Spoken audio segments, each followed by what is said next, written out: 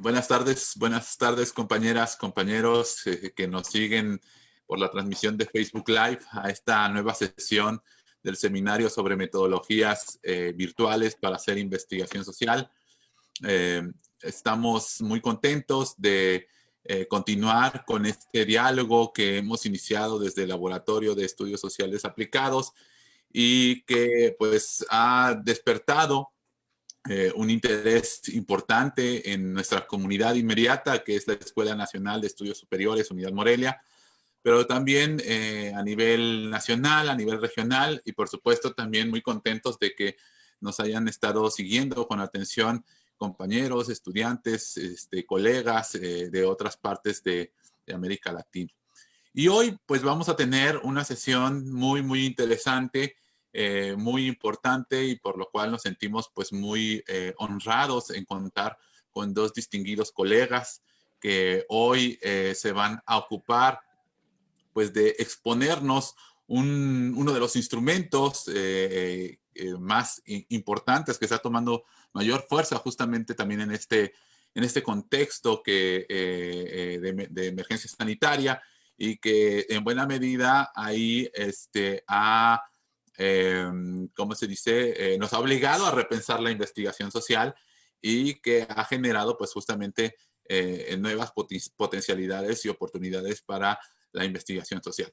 El título de la participación de nuestros colegas, que a continuación presentaré, es la etnografía virtual, un acercamiento al método y a sus aplicaciones en el contexto de la investigación social. Y bueno, como ya decía recién, pues tenemos a dos distinguidos especialistas que pues nos van a estar ilustrando algunas de las reflexiones del trabajo que han venido realizando desde sus espacios, particularmente de la Universidad Veracruzana, y bueno, sus aplicaciones que ha tenido todo esto. Y me voy a permitir pues leer una breve síntesis de nuestros colegas que hoy nos hacen el favor de acompañarnos antes de darles la palabra, ¿no? En primera instancia, pues me voy a permitir presentar a la doctora María del Rocío Ruiz Méndez. Ella es licenciada en Comunicación Social por la Universidad Autónoma Metropolitana. Es maestra en Ciencia de la Educación por la Universidad del Valle de México y maestra en Dirección de Proyectos por la Universidad Tecnológica de México. Es doctora en Sistemas y Ambientes Educativos por la Universidad Veracruzana, en donde realizó una investigación sobre aspectos socioculturales, disciplinares y pedagógicos del docente cuando se inserta el uso de las TICs. Se ha diplomado, tiene varios diplomados en tecnologías aplicadas de la educación por la Universidad Iberoamericana, en formación del docente en educación a distancia por la Coordinación de la Universidad Abierta y Educación a Distancia de la UNAM. Está certificada en estrategias de enseñanza y aprendizaje en la Universidad del Valle de México y está certificada como tutora y asesora en el bachillerato a distancia de la UNAM. Del 2007 al 2018 trabajó en la maestría de Comunicación y Tecnologías Educativas del Centro de Estudios y Comunicación y Tecnologías Educativas del Instituto Latinoamericano de la Comunicación Educativa en los módulos propedéuticos de psicopedagogía, sistemas de educación a distancia y como asesora de tesis. También fue formadora de tutores, coordinadora académica y coordinadora de seguimiento y evaluación del diplomado de estrategias de enseñanza para las competencias informáticas básicas de la misma información. En el mismo rubro, del 2010 al 2012, ha colaborado como asesora y tutora para programas a distancia en instituciones como la Ibero Online, la Universidad de la Comunicación, el Centro de Educación Continua y a Distancia de la Universidad Autónoma Metropolitana, la División Xochimilco, y el Bachillerato a Distancia de la UNAM. A partir del 2014 se incorpora a la Universidad Tecnológica de México, donde actualmente se desempeña como gerente de proyectos de mejora académica. Tenemos también y contamos con la presencia y las palabras del doctor Genaro Aguirre Aguilar. Él es licenciado en Ciencias y Tecnologías de la Comunicación y maestro en Comunicación por la Universidad Veracruzana. Doctor en Sociedades Multiculturales y Estudios Interculturales por la Universidad de Granada.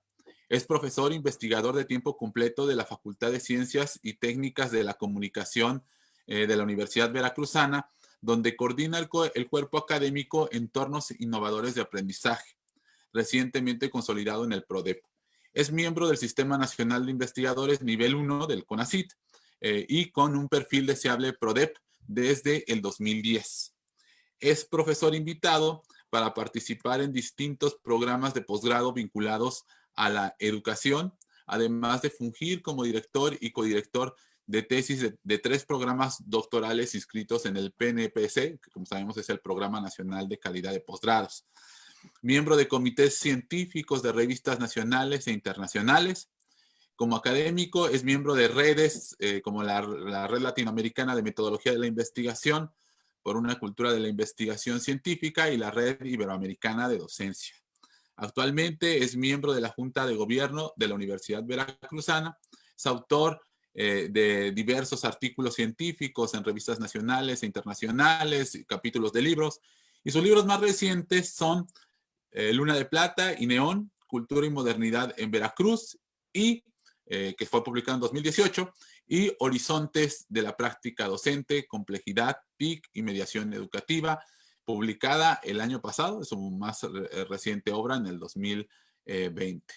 Pues no me resta más que agradecerles nuevamente a la doctora Ruiz, al doctor Aguirre, su participación en este seminario, su colaboración con la Inés Morelia, y pues les dejo la palabra para que pues nos hagan su exposición. En un primer momento estará el doctor Aguirre y en un segundo momento la doctora Ruiz.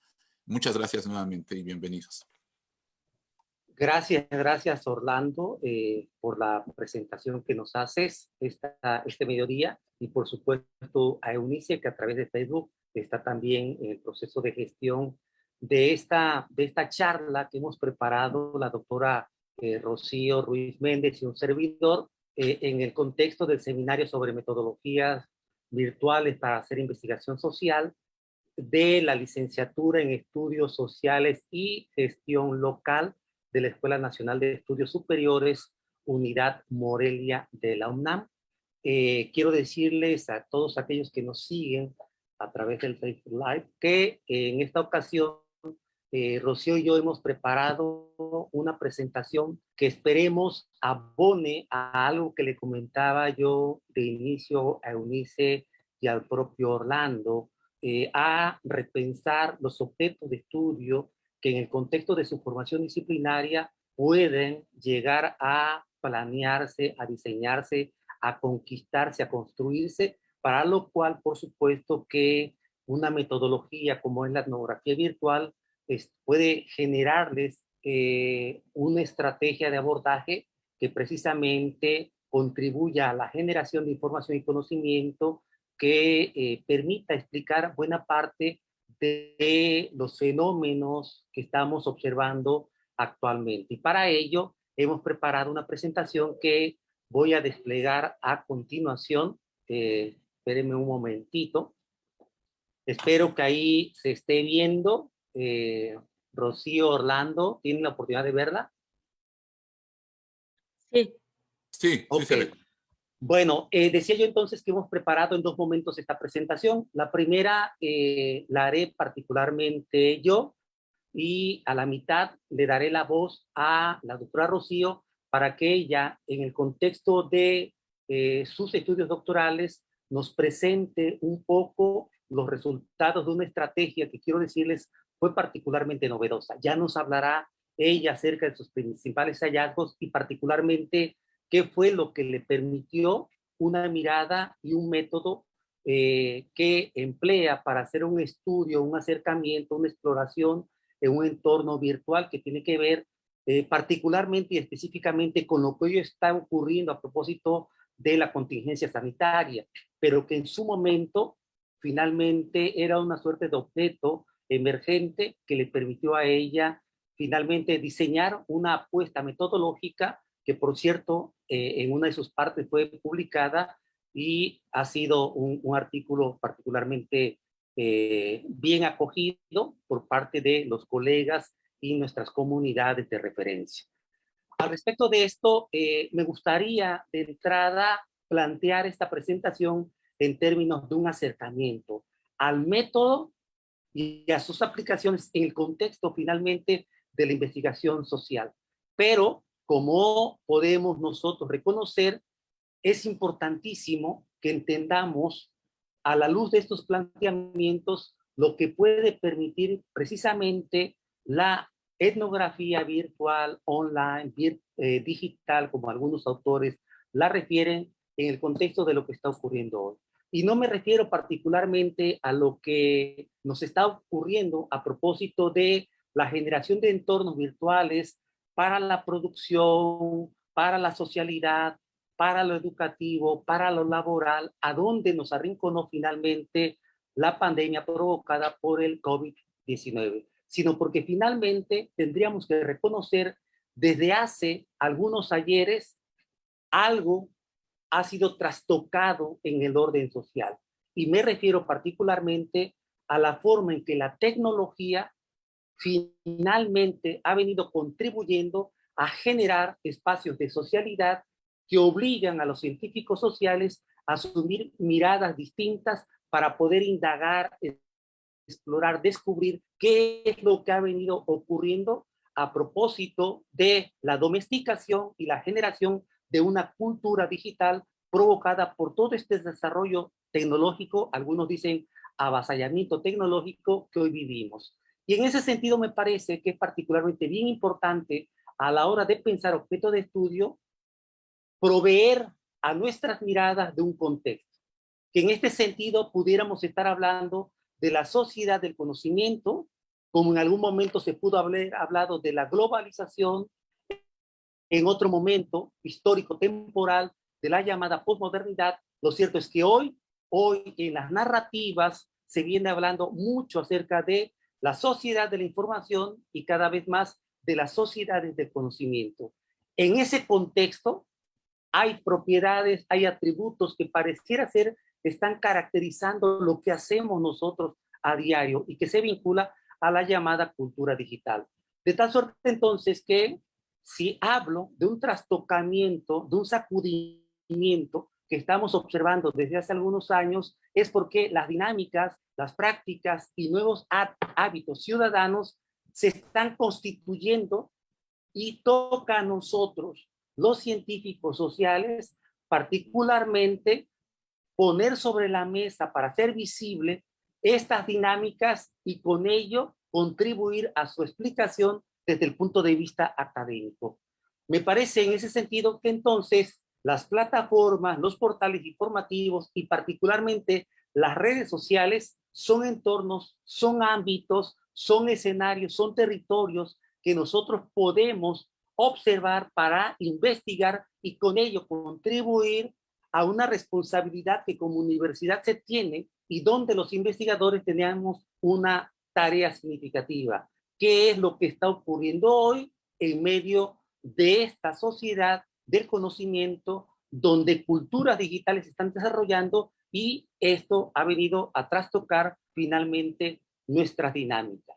De tal suerte entonces que de una condición del ser social cada vez más se habla de una potencial ciudadanía digital, que vincula particularmente lo que algunos autores llaman la tecnocultura a propósito de la domesticación que desde la vida cotidiana hacemos de las tecnologías, pero también la generación de una cultura digital y que tiene que ver particularmente con lo que pareciera está ocurriendo sí hoy en términos de su consolidación, la posibilidad de generar entornos de formación, de colaboración, de trabajo obligado por el COVID, pero haciendo uso y apropiándonos de manera significativa de lo que finalmente eran las plataformas, los recursos, los medios que finalmente dentro de lo digital ya venían existiendo. De tal suerte entonces que del ser social cada vez más se habla del ser usuario.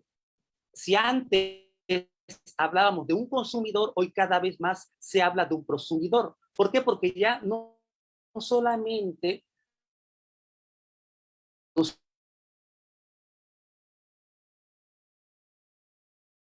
por la consulta de información, sino también por el conocimiento, pero también la distribución masiva que podemos hacer a través precisamente de todo lo que tecnológicamente hoy la sociedad tiene a la mano. En este sentido, por ejemplo, habrá que pensar esta condición entre lo público, pero también hacer visible nuevos perfiles de usuarios que por sus características particularmente pareciera ser que están obligando a repensar muchos órdenes de lo social y entre ellos finalmente lo que tiene que ver con la cultura, con el entretenimiento, con el ocio, como es específicamente el rol que están jugando los llamados influencers, ¿no? De tal suerte entonces que hoy día podemos hablar de una suerte de deslocalización de todos aquellos lugares donde antes pensábamos los procesos de socialidad.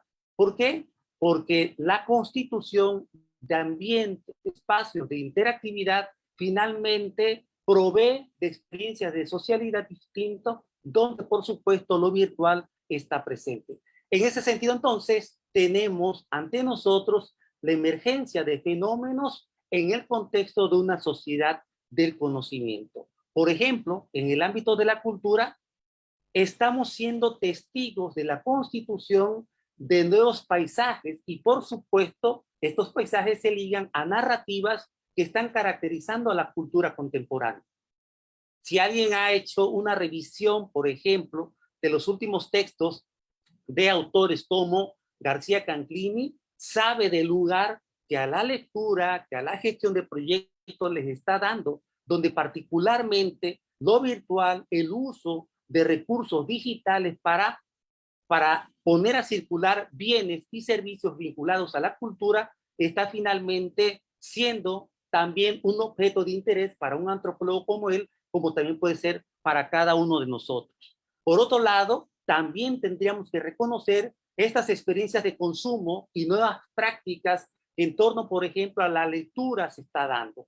Creo que esos también son fenómenos que tienen que ver con la digitalización de mucho de aquello que históricamente había caracterizado las experiencias que consumidores teníamos, y en específico en torno a las prácticas lectoras, ¿no? Yo creo que aquellos que somos de generaciones anteriores, donde estábamos muy acostumbrados a la compra de libros, tenemos que reconocer que hoy el incremento de los costos de una obra teórica o una novela se ha incrementado significativamente, que contrastado con las versiones digitales, electrónicas, particularmente hay una diferencia. Entonces, estas nuevas prácticas, estos nuevos hábitos también pueden ser estudiados, también pueden ser construidos en objetos de estudio que puedan ser investigados a través precisamente de la etnografía virtual.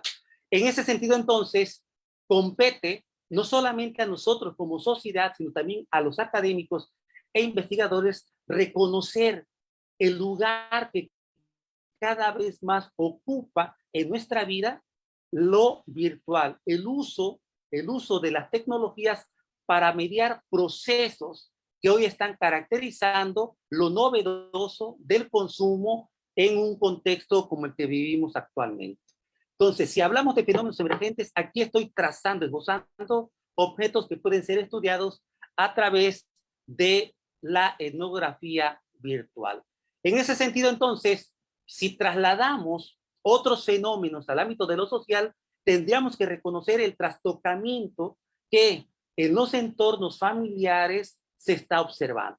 Yo creo que todos estamos siendo testigos no solamente de aquello que en algún momento, cuando se hizo masivo el consumo de contenidos televisivos, luego de contenidos cinematográficos a través de los reproductores de videos y hoy de DVDs o de Blu-ray, sino lo que hoy está ocurriendo a propósito de cómo los dispositivos tecnológicos están generando nuevas experiencias de lo familiar. Creo que eso también abre la posibilidad de pensar que la etnografía, en términos de un diseño mixto, para lo presencial, pero también para lo virtual, puede tener cabida. Y creo que en ese sentido, ustedes que están estudiando un programa educativo vinculado al estudio de lo social, pueden finalmente caracterizar este tipo de reconfiguración de la unidad familiar a propósito de las nuevas prácticas emergentes que las están caracterizando. En ese sentido, tenemos estrategias para la socialización que son diferentes. Por ejemplo, imaginemos que desde lo educativo estamos planeando y diseñando un proyecto de investigación que tiene que ver con el papel que están jugando las plataformas tecnológicas para la generación de ambientes, de entornos de formación como el que estamos ocupando hoy. Y entonces tenemos que Facebook no solamente es una red social para particularmente establecer vínculos fraternos, sino también para posibilitar entornos de formación y por ende de aprendizaje como el que se está observando ahora. Y eso puede ser estudiado desde la virtualidad a través de una mirada particularmente etnográfica. En ese sentido, entonces, estamos ante la posibilidad de reconocer que hay nuevas comunidades de práctica y de sentido. Y eso me parece que es particularmente importante que lo tomemos en cuenta. Por ejemplo, en este momento estoy planeando un proyecto de investigación que particularmente explore y haga visible las nuevas mitologías que al tenor de la tecnología se están generando para hacer un acercamiento a lo que yo llamo creencias, fe y nuevas espiritualidades, donde pareciera ser que se están configurando narrativas que dan pie a paisajes de nuevas creencias, donde por supuesto los medios de comunicación, particularmente las nuevas tecnologías, están siendo profundamente significativas. Y me parece, por lo menos lo estoy estimando así, que la etnografía virtual va a ser uno de los recursos de los que me valdré para hacer un primer acercamiento a este tipo de objetos de interés, ¿no? Entonces, me parece entonces que la constitución de nuevas identidades es también susceptible de ser estudiada a través de la etnografía virtual.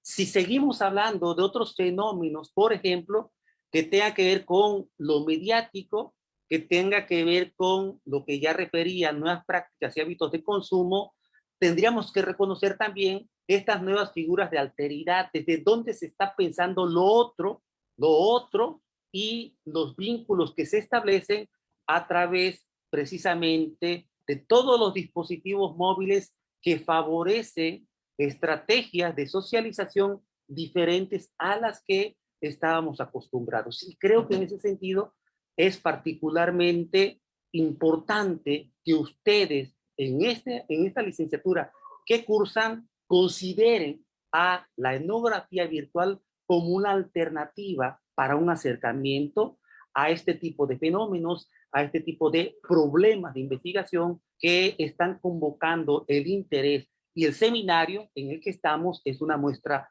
de ello.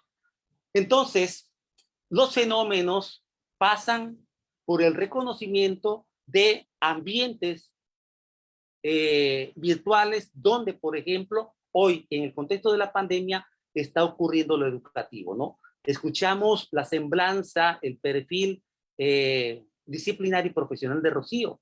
Y Rocío es una especialista, como lo pudimos escuchar, en el diseño de estrategias virtuales para la formación de nuestros estudiantes. Y me parece que precisamente lo que está ocurriendo hoy, que ya está convocando desde el año pasado a muchos investigadores, me parece que hace falta un acercamiento de carácter etnográfico que le dé visibilidad, pero también voz y testimonios a todos aquellos actores que en el entorno virtual están enfrentando el reto que nos ha impuesto el COVID.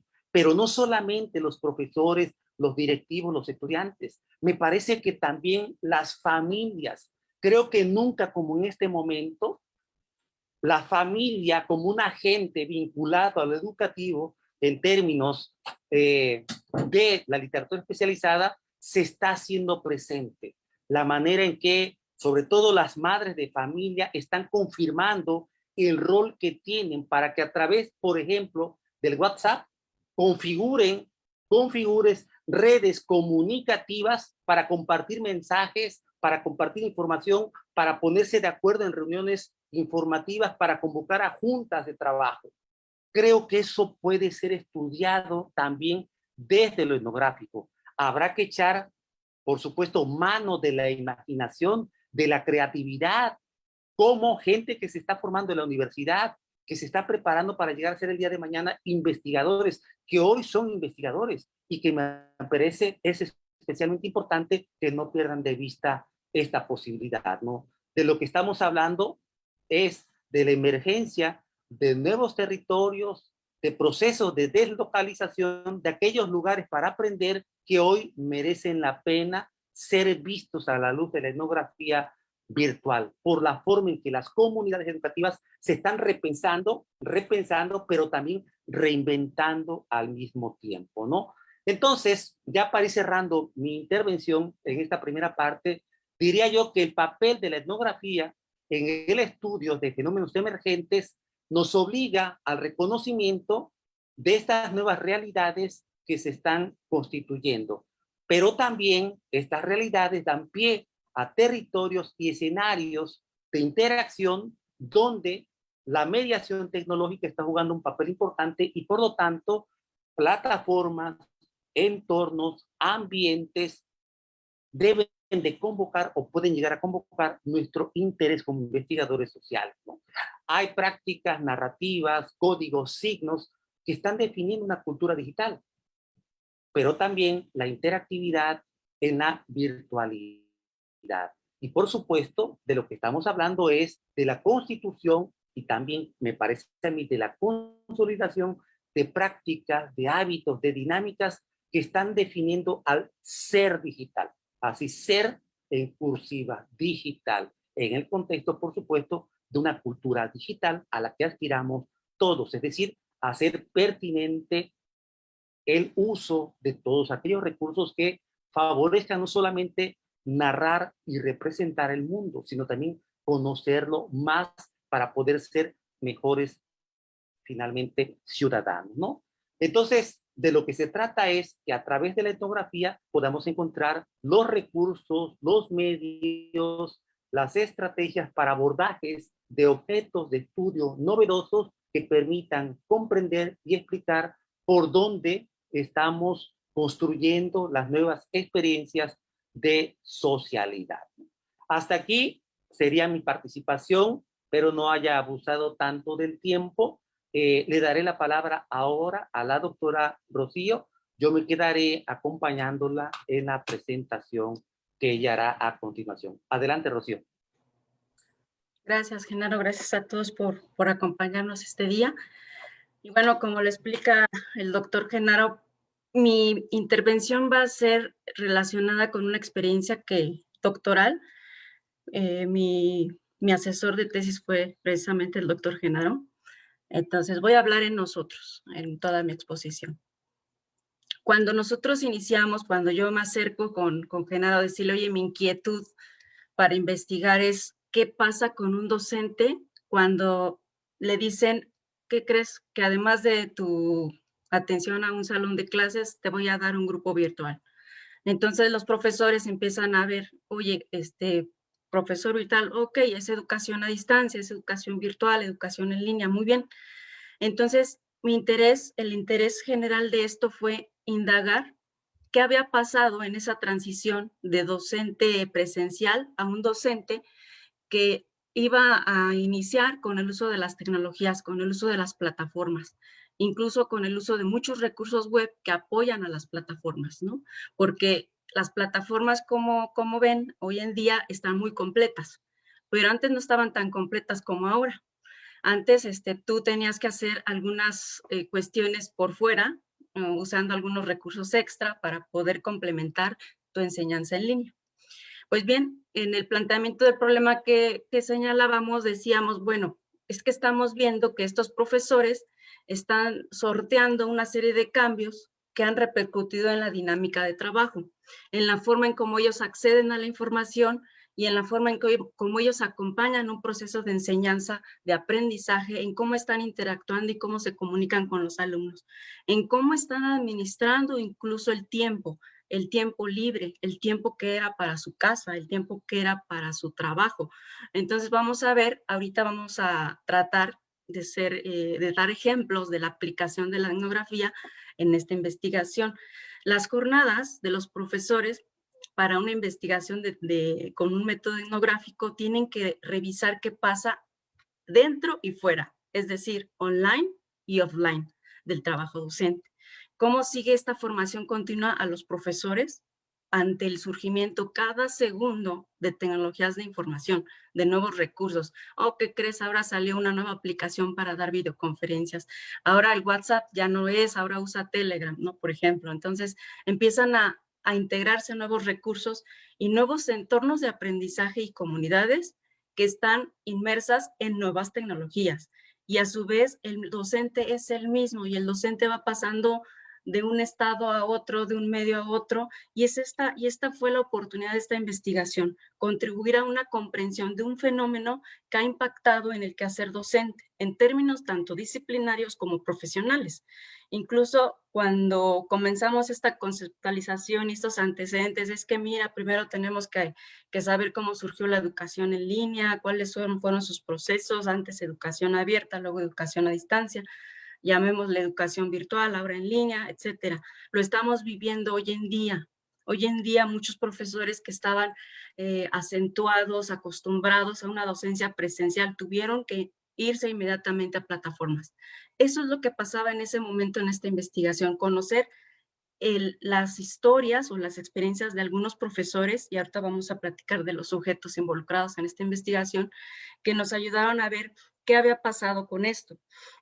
Entrando en el campo a través de la etnografía virtual, lo cierto es que posiblemente tuvimos que reconocer un cambio de paradigma en las prácticas pedagógicas de los docentes, que aún, desde mi punto de vista, y creo que coincido con Genaro, es que aún están en ese proceso de consolidarse, pues sigue habiendo pendientes en el desarrollo de competencias y habilidades generadoras de nueva práctica educativa mediada por las tecnologías, especialmente en la educación a distancia y en esta educación que le llamamos este año educación remota, enseñanza remota. Y pasemos a las preguntas de investigación. Pues para empezar a arrancar la investigación, pues hazte algunas preguntas de investigación. En el estudio nos interesó observar, en la siguiente diapositiva vamos a ver las preguntas, nos interesó observar y comprender una realidad construida socioculturalmente, pero a la vez múltiple y holística, múltiple por diferentes actores, diferentes contextos en donde se ubicaban estos profesores, e incluso coordinadores académicos que los acompañaban a ellos, e incluso estudiantes que vieron cómo estos profesores se integraron a esta experiencia de educación a distancia. Platicamos con diferentes docentes y coordinadores de diferentes instituciones, en donde la idea o el objetivo fue analizar e interpretar las vivencias de estos profesores en escenarios naturales, es decir, usando Moodle, usando alguna otra plataforma, usando recursos en línea, en la web, en internet, en donde. Y eso es lo que nos motivó para poder realizar esta investigación. Adelante, maestro. Los supuestos preliminares que nosotros establecimos fue eso, precisamente, fue un diseño flexible, metodológicamente hablando, porque tuvimos que echar mano de alguna técnica de la parte cuantitativa para hacer algunos cuestionarios con los alumnos, y también tuvimos que establecer algunas categorías previas para el estudio. Entonces partimos, como bien saben, en la investigación cualitativa hay que partir de supuestos, y estos supuestos eran 3. Primero dijimos, a ver, la innovación pedagógica demanda competencias en el docente para una gestión eficiente del proceso de enseñanza-aprendizaje.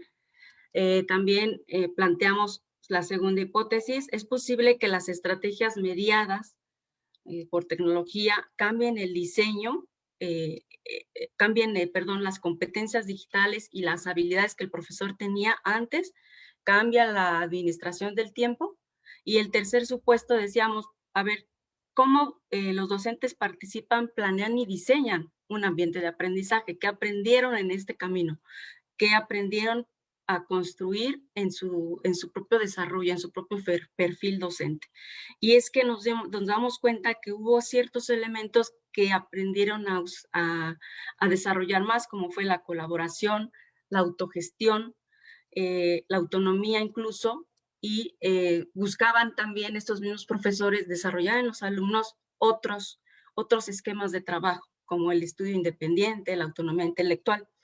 Entonces, les voy a presentar las dimensiones. Las dimensiones de esta investigación, pues para partir con una investigación cualitativa, construyes ciertas dimensiones que te van a ayudar, que te van a guiar realmente a seguir una línea, una guía en la investigación para decir qué me interesa. Me interesan las prácticas socioculturales, me interesa la práctica disciplinar, me interesa también la práctica pedagógica, pero también me interesa, y bueno, esta cuarta categoría nos surgió después de estas tres. Habíamos arrancado con estas tres dimensiones, pero la cuarta categoría tuvo que ver con qué es el perfil docente para cada una de las personas entrevistadas, para cada uno de estos docentes, porque eso nos iba a dar pauta a entender por qué de alguna forma algunos se habían apropiado más fácilmente de las tecnologías, algunos habían tenido mucho más desarrollo en la parte pedagógica u otros mucho más desarrollo en sus actitudes profesionales, ¿no? Hacia esta actividad nueva para ellos. Entonces pasemos, estamos presentándoles un poquito del contexto de la investigación para que podamos pasar a qué es lo que realmente nos aportó la etnografía. La metodología de estudio, como dijimos, fue una etnografía, básicamente el método etnográfico abrazando a algunas otras técnicas, como lo fue una entrevista semiestructurada, se hizo para 5 profesores de educación a distancia y 5 coordinadores académicos que estaban a cargo también de los programas de educación a distancia que tenían relación con estos profesores. Pero también tuvimos que diseñar un cuestionario para saber para obtener información de los estudiantes, para que ellos también nos dijeran cómo ven al profesor, qué han aprendido con el profesor, cómo lo ven en su papel de asesor o en su papel de tutor, que en algunas otras instituciones se refieren al asesor como un tutor también, o en otras instituciones se refieren al asesor como un facilitador. Pero entonces también hicimos un cuestionario a los alumnos, pero también nos metimos a las plataformas a las que nos dieron acceso. Y eso también es observación no participante a través de este método. Tenemos en el estudio, participamos con 5 instituciones, la UNAM, la Universidad Pedagógica Nacional, la UAM Iztapalapa, el Instituto Politécnico Nacional y la universidad, por supuesto, la Universidad Veracruzana. Ahí vemos en el gráfico la población, el estudio. Entonces estamos hablando que se hicieron 10 entrevistas semiestructuradas a 5 docentes y 5 coordinadores, además de cuestionar a estudiantes, además de observación en distintas plataformas, y además también se recuperó información en foros, también en recursos web diseñados por los propios profesores, que vamos a ver más adelante. Nuestra técnica de recolección de datos fue basada, como decía, en una entrevista semiestructurada. Se desarrolló un cuestionario para los alumnos y se desarrolló también una cédula de observación para los recursos en Internet. Dentro de los criterios metodológicos es muy importante que una investigación cualitativa confirmes un cierto rigor metodológico con aquellos aspectos que puedan darle validez a tu investigación. En este caso fue la credibilidad, la transferibilidad, la confiabilidad y la confirmabilidad. Adelante. Ahí vemos las técnicas de recolección de datos, es muy importante. Sí, es muy importante, decía yo, ponía ahí yo una notita, no solo se pregunta, también se observa. Se observa mucho cuando estás platicando con los docentes, se observa cómo se expresan, los cambios de expresión que tienen, el tono de voz que emplean, ¿no? Todo es observable en este método. Entonces, para seguir abordando esta metodología, pues también te tienes que empapar, te tienes que informar de qué se trata este método. ¿Por qué el método etnográfico pasó a otros conceptos que ahora le llaman etnografía virtual, etnografía digital, ciberantropología, etnografía mediada, etnografía a través de Internet? E incluso en esta diversidad hay quienes han hecho ya intentos de autoetnografía. Lo que es un hecho es que todas estas acepciones tienen un mismo objetivo: estudiar las relaciones sociales, las relaciones cognitivas y afectivas que se dan a través del uso de Internet, para lo cual han tomado como base los principios de la etnografía convencional. Y es ahí donde todo esto se trasladó al ciberespacio, a donde todos nosotros estamos. Nosotros estamos al mismo tiempo conectados y desconectados. A través de los dispositivos está mediada nuestra relación con otros. Y en lo educativo, no se diga, en lo educativo, un profesor está totalmente ya mediado por las tecnologías. Y lo vemos en el salón de clases también. Hoy en día pueden existir grupos de clase que no solo se ven en el salón, sino que también emplean alguna plataforma para seguir un proceso llamado ahora Flipper Learning, ¿no? Entonces, el aula invertida también viene a cobrar aquí otro aspecto en donde los profesores van haciendo cambios en su práctica docente. Dentro del análisis de datos, les quiero presentar cómo es que la etnografía pasa muy bien con esta idea de categorizar datos. En la siguiente diapositiva podemos ver cómo empezamos nosotros, una vez que tuvimos todas las entrevistas, tuvimos todas las observaciones y tuvimos toda la aplicación de los cuestionarios, empezamos a categorizar los datos. Y antes era tomar nota en la libreta, pero ahora grabamos la entrevista, hacemos transcripciones, y esas transcripciones y todas esas observaciones las podemos procesar ahora con algún software de análisis cualitativo. Lo que ustedes ven aquí a la derecha es una categorización de la información que recibimos, y fuimos viendo cómo cada una de las categorías que ya habíamos preestablecido se fueron acomodándose. Fuimos viendo esas transcripciones y fuimos categorizando la información. Como lo explica el autor Gemilse, las categorías usadas en la codificación cualitativa son analíticas o conceptuales, pero no clasificatorias. Es decir, van surgiendo y reelaborándose a medida que se recolectan y analizan datos. Quiere decir que puedes iniciar tu investigación con un cierto número de categorías, pero cuando empiezas a analizar la información te das cuenta que te falta una categoría que tiene que ser integrada, porque esa categoría te va a ayudar a aprobar tus supuestos preliminares o a descartarlos también, ¿por qué no? Entonces aquí tenemos que se construyeron 21 categorías y 10 subcategorías. Los números a la derecha indican los códigos que se asignaron al final del proceso de la codificación. Las letritas en T son memos, que le llamamos en el software, son notas que tú vas haciendo. Cuando tú encuentras algo muy representativo y muy, digamos, relevante en tu investigación, vas haciendo notas. Las notas son parte también de la etnografía. Hacer notas cuando tú observes que esto es muy importante para tu investigación. Vas haciendo notas por categoría, vas haciendo notas por la dimensión, etcétera. Pero no se te olvide siempre estar tomando notas, porque eso después se va a convertir en un párrafo, en una interpretación en tu investigación. En la siguiente diapositiva vamos a ver algunos resultados que le llamamos numerar, ¿no? Es decir, cuantitativamente, oye, ¿cuántos códigos tenemos, no? Pero esto también es muy importante en términos cualitativos porque dice, mira, en esta primera y en esta dimensión perfil docente, emergió después de las tres dimensiones de las que platicábamos, emergió la cuarta dimensión, perfil docente.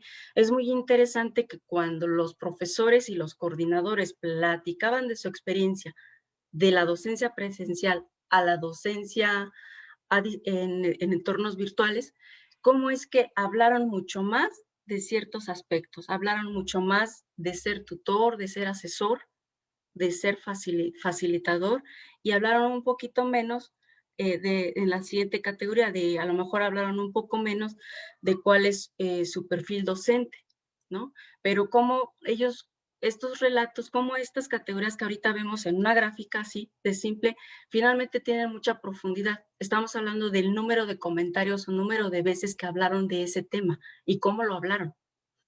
En la siguiente diapositiva vamos a dar unos ejemplos. ¿Cómo empiezas tú a hacer un mapita de los conceptos que ellos nos dicen específicamente de qué es la docencia para ellos?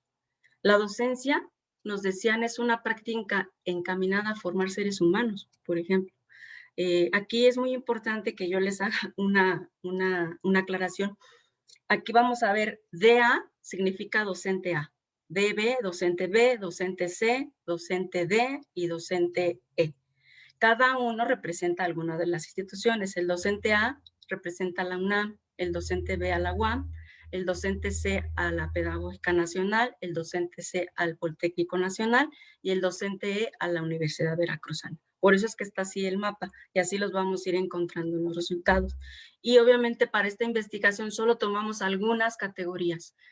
Son 21 categorías, solo tomamos algunas, de acaso 4 categorías para presentarlas a ustedes, para que vean de qué forma la aplicación de la etnografía viene en esta investigación.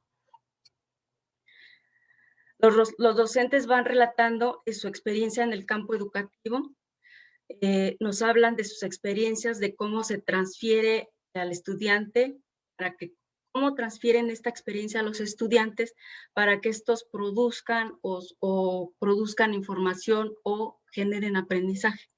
Porque es muy importante tener una concepción de ser docente como ese acompañante, como esa persona que está a tu lado y que te va llevando poco a poco a un nivel de desarrollo próximo, ¿no? Como se relató si ustedes han leído de teorías pedagógicas, pues de lo sociocultural, ¿no? Que la idea es llevar siempre al estudiante a la zona de desarrollo próximo, un término de Vygotsky que lo hemos leído en algún momento, pero esta es la parte interesante. Yo cómo me veo como docente es lo que voy a dar a mis estudiantes, como yo me vea como docente. ¿Cuál es mi papel en la educación a distancia? Créanme que de las experiencias que encontramos, el papel del docente en educación en línea va más allá y a veces, citando a los entrevistados, a veces va rebasado porque ahorita les platicamos algunos comentarios que ellos hicieron, se va rebasando incluso en el tiempo que ellos tenían dedicado en la docencia presencial. Ven que ahorita les llevaba más tiempo estar acompañando a sus alumnos en procesos de educación a distancia. Que algunos decían, la docencia no solo es transmitir información, no es empoderarse con el conocimiento, ni dejar de formarse o inconformarse si se le cuestiona a uno alguna cosa. Tampoco es retroalimentar fuera de tiempo, ¿sí? O sea, los profesores se van relatando a ellos mismos como alguien que acompaña con tecnología, teniendo estas habilidades afectivos sociales, estos atributos personales, habilidades incluso para la comunicación y la investigación, y habilidades para la investigación, para encontrar incluso recursos que hagan más fácil la apropiación de la información y del conocimiento que los alumnos esperan de ellos y que los alumnos esperan del contenido material que ya está en plataforma también. Pasamos a la siguiente aquí para otra forma de exponer esta parte, ¿no? Aquí vemos cómo existe un mito en el trabajo del asesor a distancia, que significa que es menos tiempo, ¿no? El que se emplea. Entonces, palabras de los profesores, palabras que comparto, es que Se piensa que el trabajo es menor porque ya existe el contenido y la función únicamente sería retroalimentar tareas. Sin embargo, existen variantes que hacen que el trabajo sea fácil o difícil y depende de qué también esté estructurado el curso. Si el diseño instruccional es claro, si los recursos son suficientes para que el estudiante logre completar cada una de las actividades. Es cuando entramos nosotros como docentes.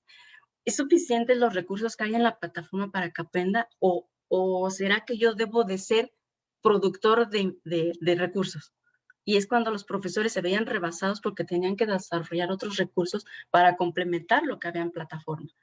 Es aquí donde la función de un asesor tiene su grado de complejidad porque implica aprender a usar herramientas de comunicación, aprender a interactuar de forma diferente con los alumnos, a usar recursos web para poder diseñar materiales que sean efectivos, porque la finalidad total es que un grupo de estudiantes aprenda, un grupo de estudiantes sea bien acompañado en entornos a distancia, entornos en línea. En la siguiente diapositiva vamos a ver una categoría que se llamó docencia, cuáles son los cambios que tú viste de tu docencia cuando empezaste a trabajar en educación a distancia, cuáles fueron tus cambios. Y lo curioso es que dentro de todos los cambios y la categorización que se hace, los cambios habían sido positivos para ellos. Al principio fue difícil, nos platicaron, pero después fueron de técnicas, de tácticas, de estrategias para hacerlo más fácil. Y entonces ellos dicen, bueno, muchos cambios positivos encontré cuando yo fui docente a distancia y pocos cambios y algunos negativos. Esta categoría buscó la reflexión de los docentes sobre qué cambios han experimentado en su práctica a raíz del uso de las tecnologías. Como ven, los principales cambios que experimentaron los docentes fue con el uso de las fue su inserción, eso ya fue un cambio, cambiar de escenario, ya es un cambio, tener más pluralidad en el tipo de estrategias de enseñanza y aprendizaje, encontraron diferencias dependiendo del tiempo, del tipo de estudiantes, porque en la educación a distancia se te abre un abanico de estudiantes de todas las edades, ¿no? También, ¿por qué no? Y entonces empiezas a experimentar ciertos cambios en una población distinta, a lo mejor en cada caso. Empezaron a ver mayor flexibilidad en su forma de ser docente y algo muy, muy importante, ellos se vieron o se percibieron como un agente más democrático en entornos virtuales, una persona más democrática respecto a cómo eran en las aulas en salón físico. Vemos que otra categoría que se llamó enseñanza mediada, vean aquí lo que nos comentaron, ¿no? Vean cómo no estamos muy alejados de la realidad hoy en día. La enseñanza mediada por TIC, nos dice la docente de la UAM, genera un medio que se vuelve a lo mejor más estrecho en las relaciones, de aspecto a lo mejor más familiar, te enriquece más, te genera aprendizaje significativo. La docente del IPN, la enseñanza mediada por tecnologías, requiere un asesor que guía. El asesor es guiar, acompañar a un estudiante para que logre un objetivo. Y el docente de la Universidad Veracruzana, se dinamiza la entrega y envío de la enseñanza, existe intercambio de archivos, se manejan actividades tanto en plataforma como en correo para evaluar. Él lo ve como una enseñanza innovadora y creativa, ¿no? Por ejemplo. Y vamos a creo que es la última categoría que vamos a mostrar, es la categoría habilidad para la administración del tiempo.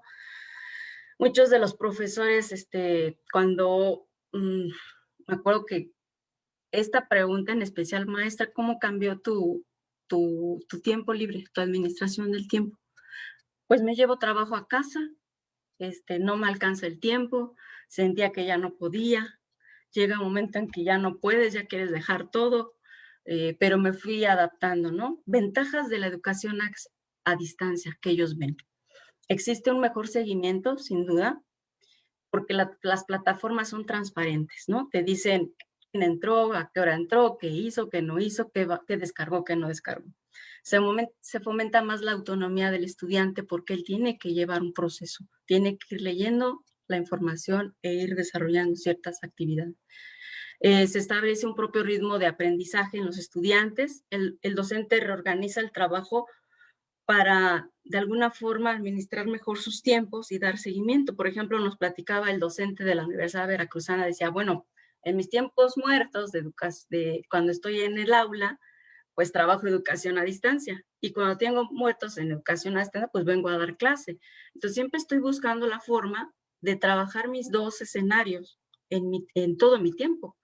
Y había otra maestra que nos decía, oye, no estoy encontrando tiempo con mi familia, tengo que estar sábados y domingos viendo las actividades, retroalimentando, contestando dudas.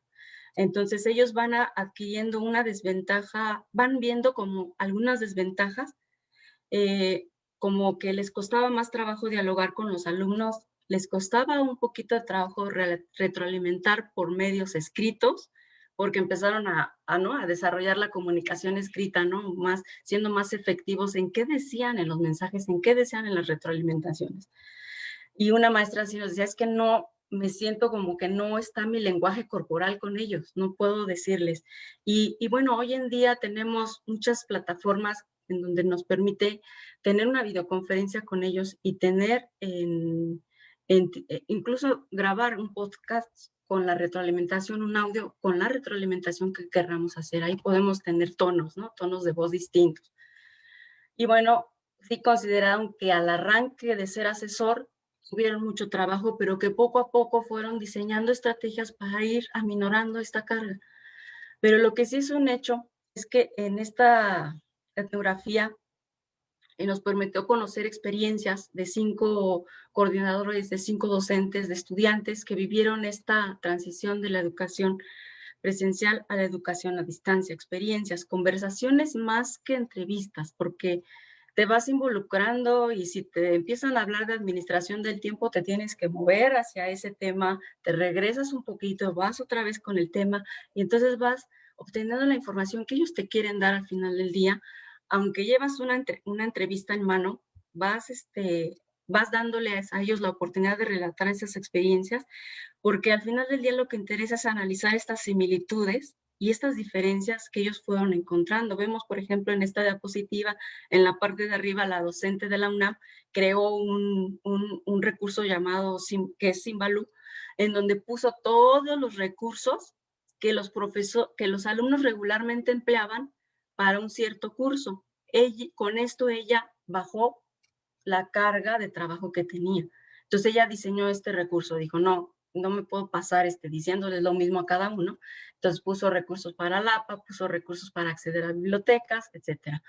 Del lado extremo derecho, vemos que la maestra del Politécnico desarrolló un sitio extra a la plataforma para darle a los alumnos también recursos didácticos que los apoyaran en la enseñanza en el curso que ella estaba impartiendo, para también acompañarlos mejor.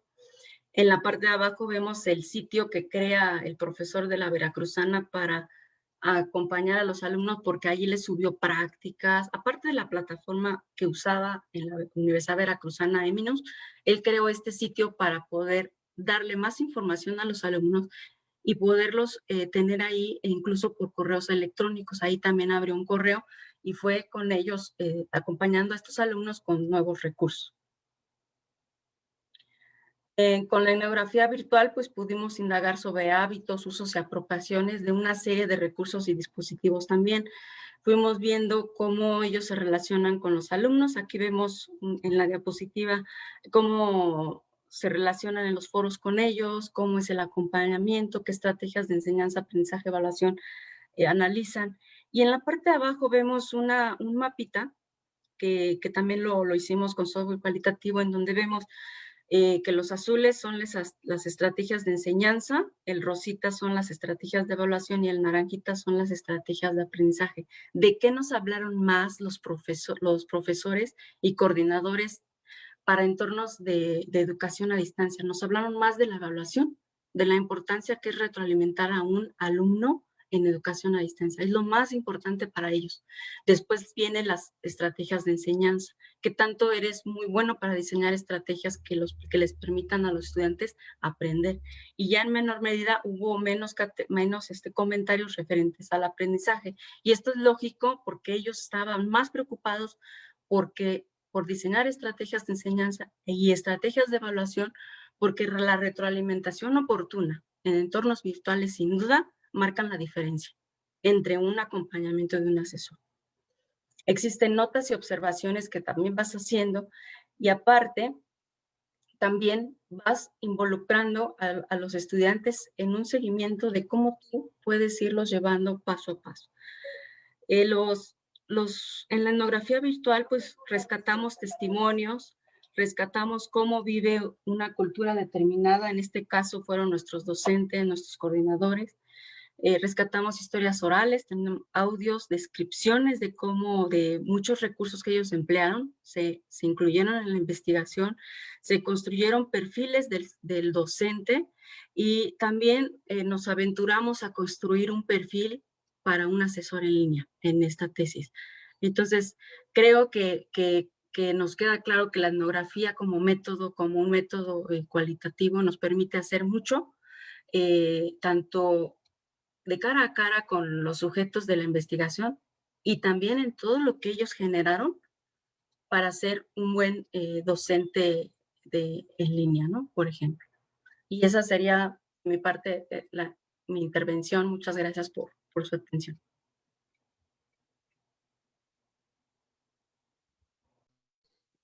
Pues muchas gracias a la doctora Ruiz, al doctor Aguirre.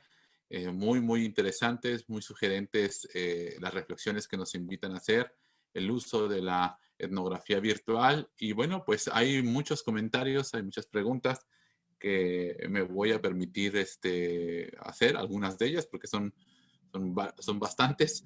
Entonces voy a tratar de resumir. Primero, pues hay muchos comentarios para los dos profesores de Veracruz mismo, pero también de Perú, de Bolivia, de Chile, de Argentina. Les mandan saludos. Voy a darles Gracias.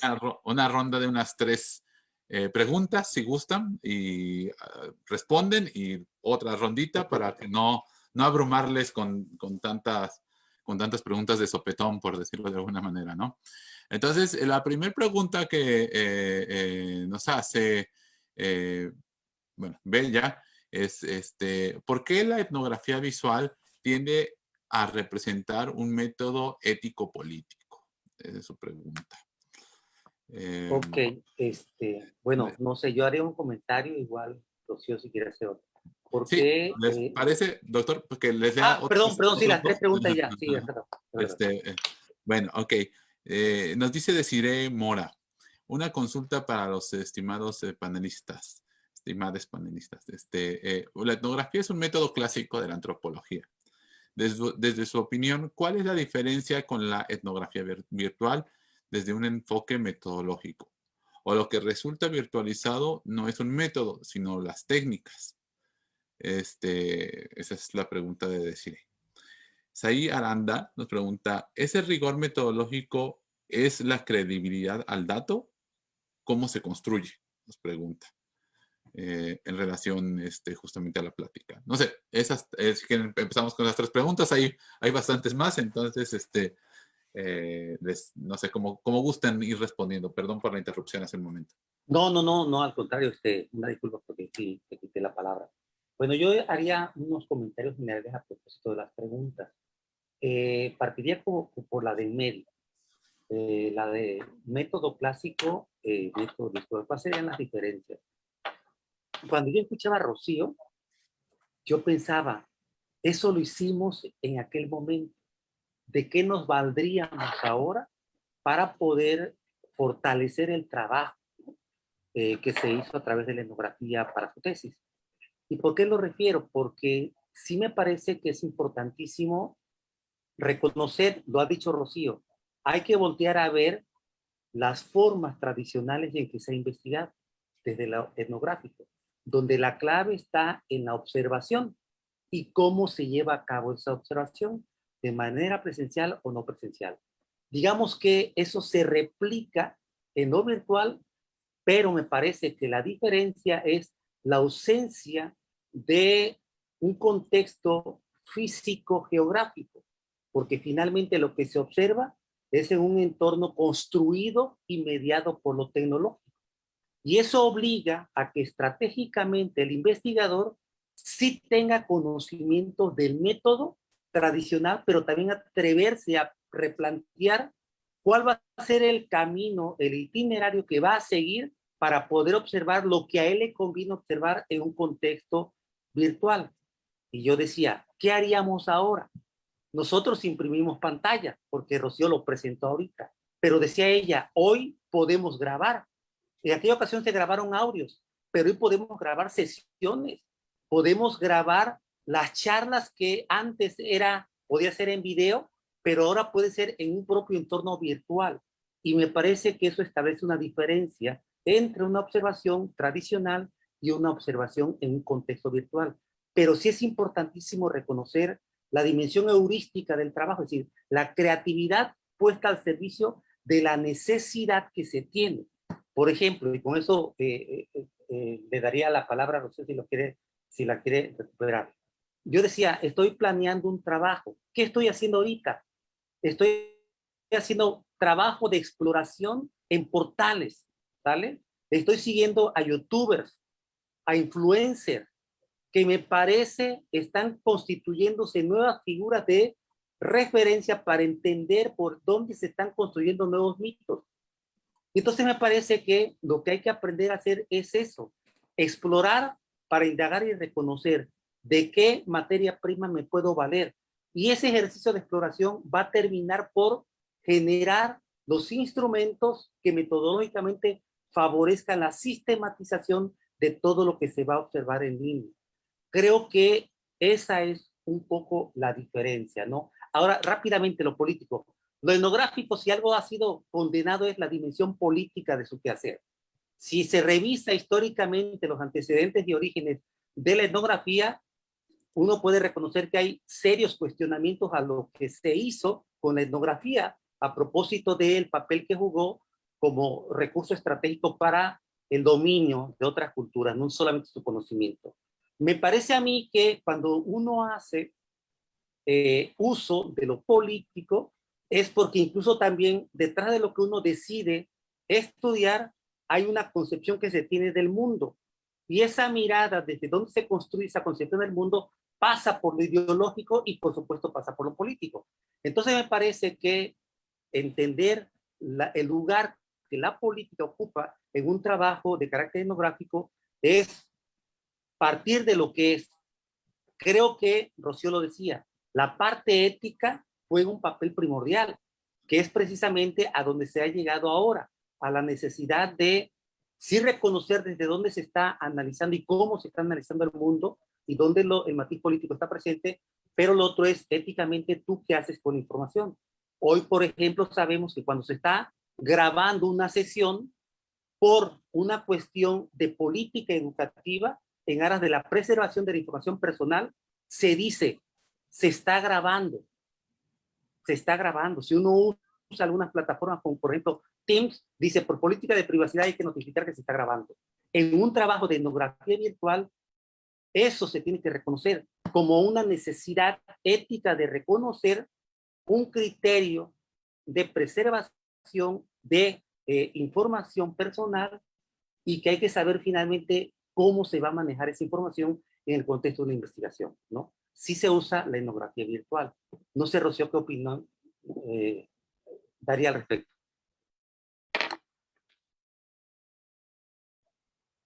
Sí, yo agregaría que es muy importante en la etnografía ser ético.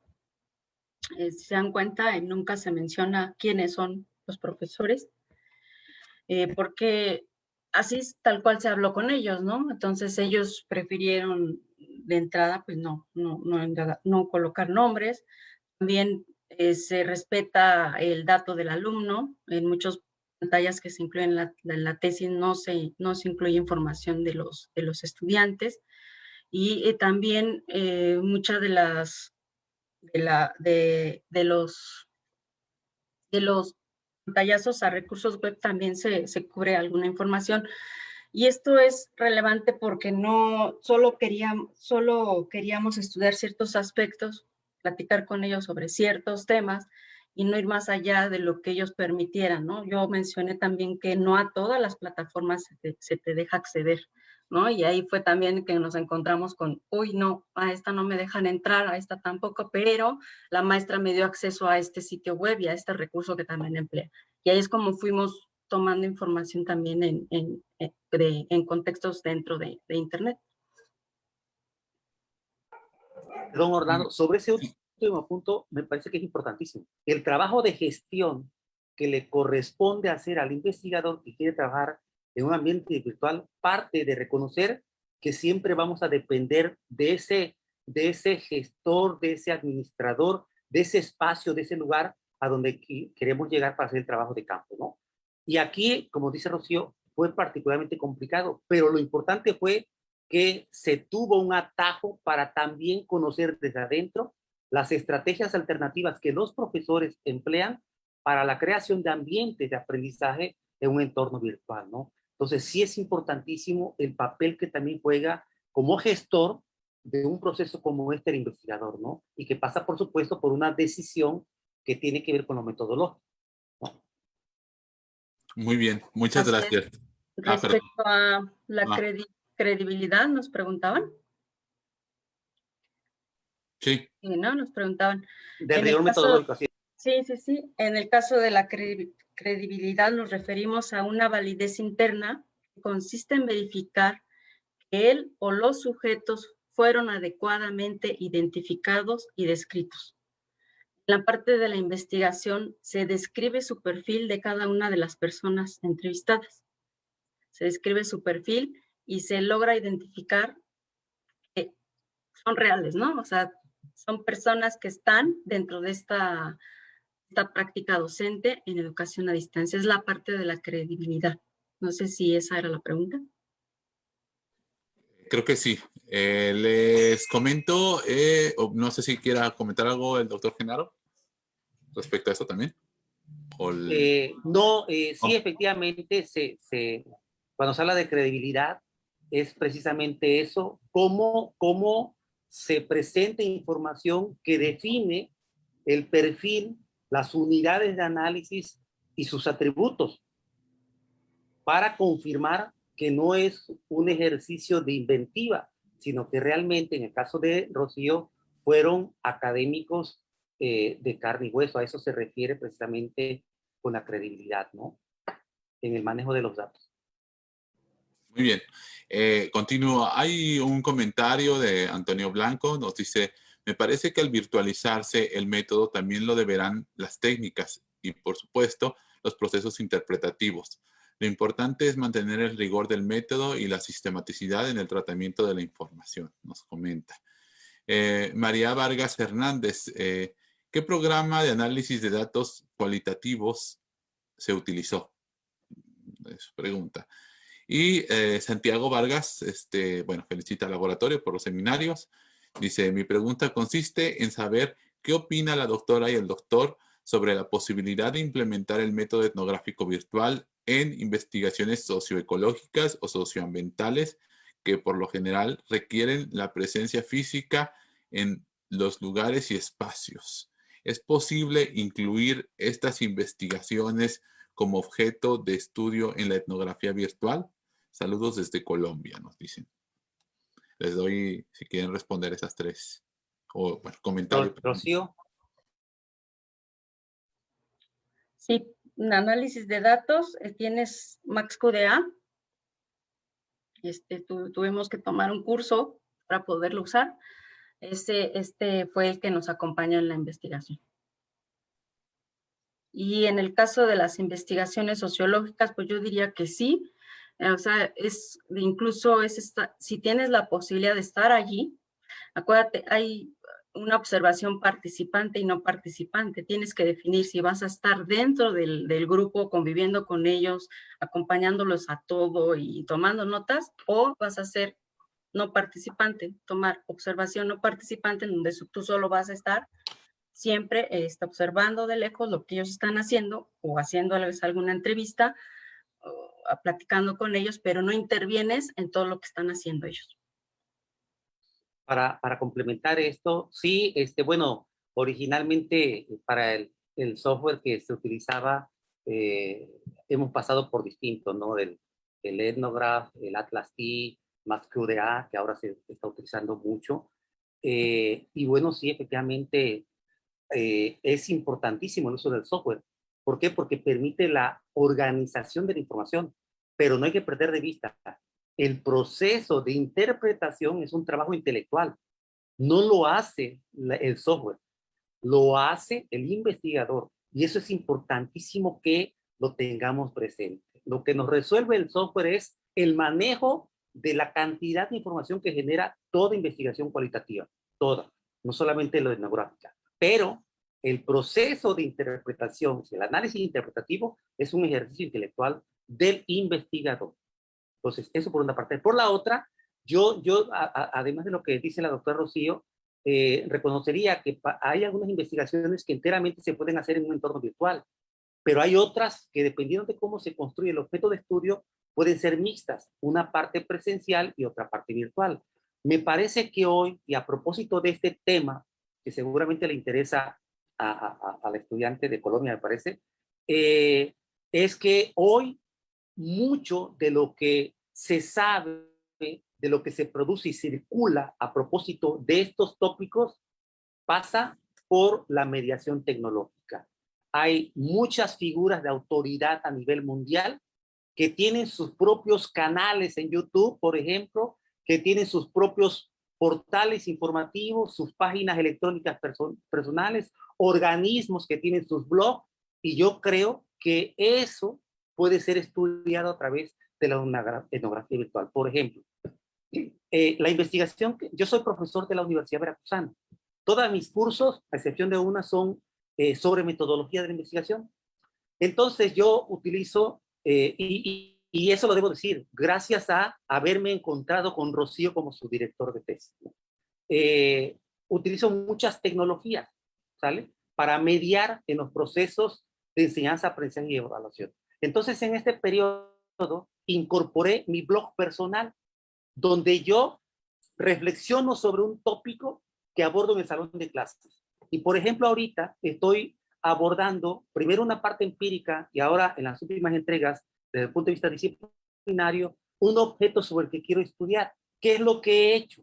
Desde Eminos, ligo una actividad a mi blog para que los estudiantes comiencen a generar ideas y con ellos vayan presentando avances en torno a cómo están planteando su problema de investigación. Entonces, ¿qué es lo que tendría que hacerse desde un estudio de carácter etnográfico en un terreno virtual? Precisamente tener acceso a las dos plataformas. Eminos, pero también a todos aquellos recursos que finalmente estamos empleando para favorecer el aprendizaje. Y eso, ¿cómo se hace? A través de un estudio de carácter virtual, una observación no presencial.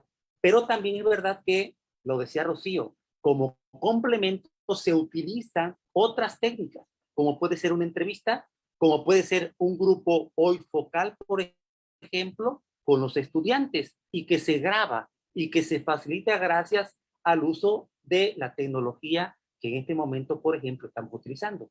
Entonces me parece que sí es importante distinguir. Hay algunos objetos que son enteramente estudiables en entornos virtuales, pero otros necesitan de un diseño mixto porque también hay trabajo en lo presencial, ¿no? Gracias. Gracias. Bueno, están pidiendo que si podrían repetir el nombre del software, ahorita si gustan, no sé si ya, porque ya lo comentaron los dos, pero bueno, supongo que si otra vez, pues no caerá mal. Por ahí están pidiendo también una asesoría, unos estudiantes de Playa del Carmen, a la doctora Ruiz, que les pasaremos el contacto, ¿no? Porque nos están pidiendo que si se pueden poner en contacto con ustedes. Y bueno, tenemos por aquí una última cuestión que dice, buenas tardes, entiendo que cuando se hacen entrevistas se necesita un consentimiento escrito o grabado de cada participante. ¿Cómo se maneja el consentimiento de lo virtual? Gracias.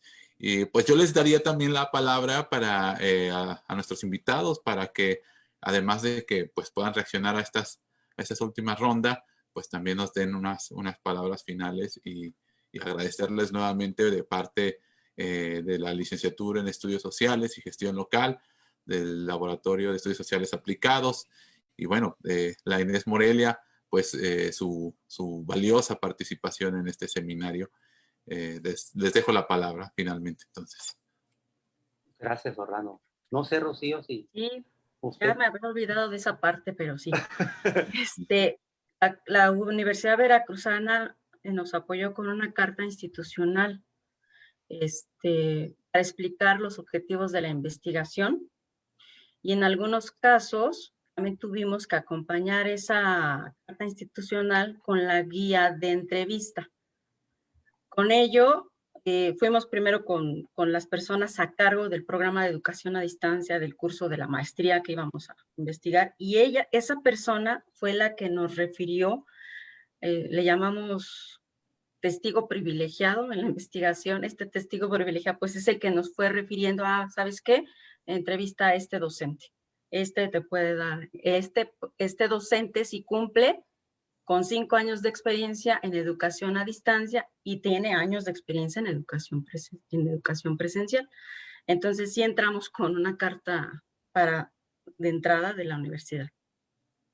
Sí, sobre esto es importante, me parece que la pregunta es importante que se refiera, porque en todas las investigaciones, independientemente del enfoque y el método, hay que elaborar una carta de consentimiento informado para que quien vaya a participar sepa y además nos permita autorizar en términos académicos la información que se genera desde su participación.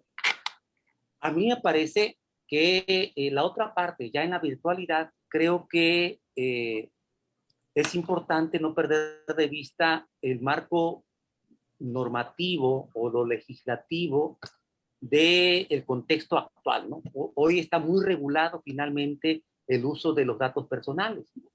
Nos hemos enterado de cómo se han hecho grabaciones, impresiones de pantalla, donde ciertas prácticas pedagógicas en un entorno virtual no necesariamente son las ideales, ¿no?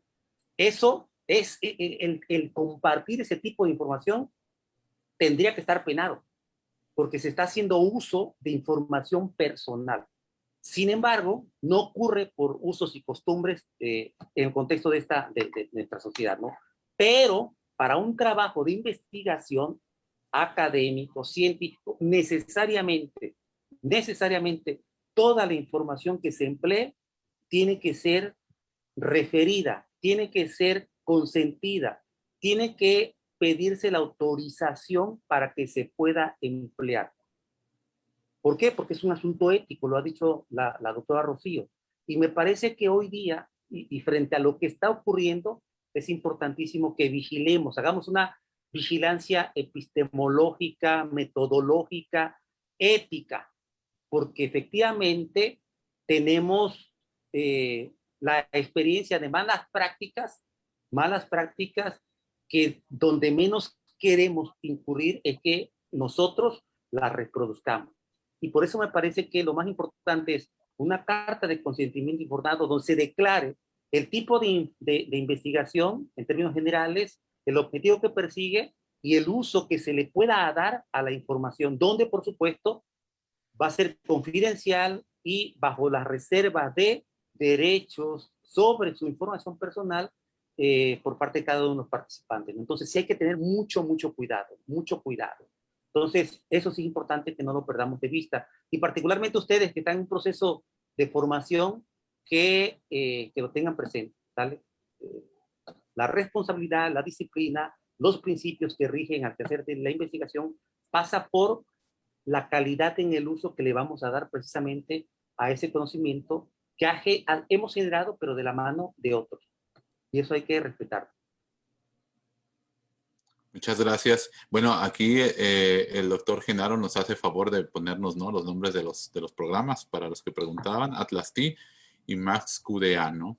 Que son justamente este software que se referían. Pues no sé, doctores, si gustarán dar alguna palabra final, algún mensaje antes de cerrar esta sesión de seminario. Doctora Rocío, adelante.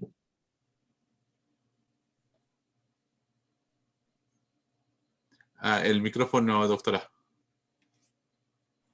Nada más agradecer la participación de todos y que gracias por ¿cómo se dice?, por conectarse con nosotros en esta sesión. Te vamos a dejar, sí, nuestros correos, bueno, mi correo y el correo del doctor también, no sé, para compartir si necesitan si tienen alguna duda. Y creo que la tesis está publicada en la biblioteca, ¿verdad, Genaro? En la biblioteca de la UB. Entonces, podemos pasar también un enlace. No es información que es información que está al alcance, ¿no? Está publicada por la UB. Muchas gracias, doctora. Doctor. Sí, gracias Orlando, gracias doctora Rocío. Con relación a este último apunte sobre su tesis que está publicada, pueden ingresar a el doctorado en sistemas y ambientes educativos de la Universidad Veracruzana y allí están las tesis de aquellos estudiantes que han presentado ya sus exámenes de grado, ¿no? Entonces ahí está la de Rocío y hay otras que igual pueden descargar porque son gratuitas. Bueno, también reiteraría el agradecimiento, por supuesto, que nos han hecho para poder estar este mediodía con todos aquellos interesados en un método que sí efectivamente es emergente, pero que cada vez más va a ser un recurso del que nos podemos apropiar para explorar en estas nuevas realidades que, gracias al papel que están jugando las tecnologías, finalmente han llevado que nos reinventemos como sociedad, ¿no? Y junto a ellos la cantidad de problemáticas sociales que estamos viendo, ¿no? O sea, basta con ver lo que ocurre en cada ocasión que se sabe del mal uso que, por ejemplo, se ha hecho a los chats del WhatsApp, ¿no? Como por ejemplo acaba de salir hace unos días, el tipo de contenido que se comparte en redes sociales como Facebook, por ejemplo, en Instagram, y creo que están revelando nuevas prácticas, nuevas dinámicas, nuevos hábitos que están caracterizando nuevos perfiles. Y creo que ahí los científicos sociales tenemos mucho que indagar.